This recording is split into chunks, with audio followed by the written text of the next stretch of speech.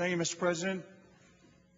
Mr. President, my hope today is to speak about a very important piece of legislation before this body, and that is obviously the Defense Authorization Bill that provides the tools and resources for our men and women serving in the military.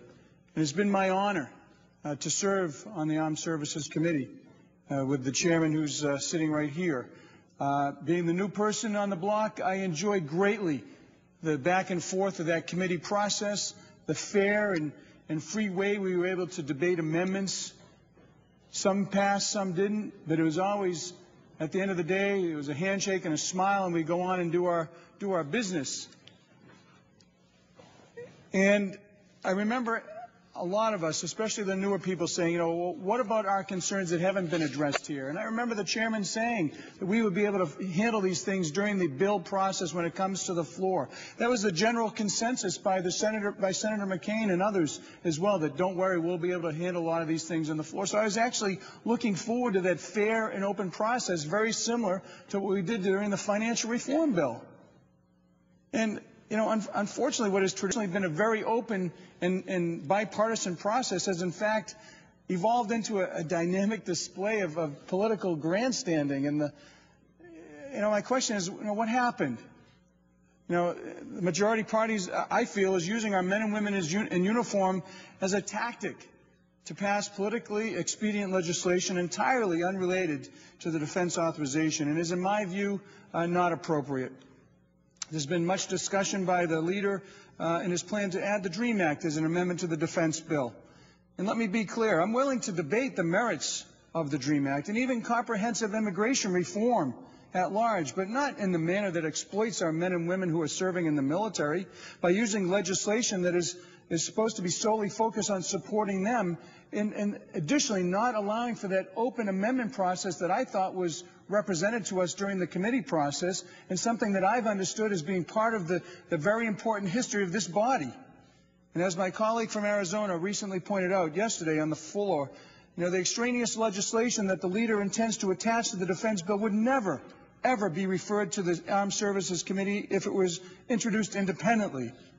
And in the past, the authors of the defense bill, led by Senator Levin and Senator McCain, have been allowed to come to the floor and debate the process and enact the necessary pieces of legislation that keep our men and women in the armed services safe and keep the military going. It's a traditional custom, by and large, that is shunned. It's always shunned political gamesmanship and posturing in favor of advancing the defense authorization process. And once again, Mr. President, as the new person here, well, the second, I guess, newest person here now, an incredible but not surprising turn of events, we suddenly decided to refuse an open debate in the things that we've been working on for some time, certainly since I've been here. An amendment process would allow for everyone's ideas to be considered, as we did during the financial reform, as we did during the actual committee process itself. Not only have the authors of the bill been effectively shut out, but so has every other senator. Are my needs and the concerns of Massachusetts not the same as the majority leader's needs or the president's needs? We have issues that affect Massachusetts, and every other senator has needs that affect their states that they feel can contribute to the men and women in the way that they serve and are protected. And when an issue as critical as our national defense comes to the Senate floor, we should absolutely allow for an open process. This is too important of an issue to cut off debate and control the process. And I know it's football season, but use this as a political football. It's inappropriate. On another issue of critical importance is, as I said before, we're just 4 weeks, we spent 4 weeks on the legislation on financial reform, had over 30 votes on that particular bill, and when the process was over, everyone was able to offer any amendments that they wanted, and I'm disappointed that we're not having that same opportunity here. We should absolutely go through that same process. And in the days ahead, in closing, Mr. President, I'm hopeful that we'll turn our focus back to jobs and the economy, where we can start listening to the American people who are demanding that we focus on reducing our nation's debt, our out-of-control spending, lowering taxes on individuals and families, and getting our economy back moving again.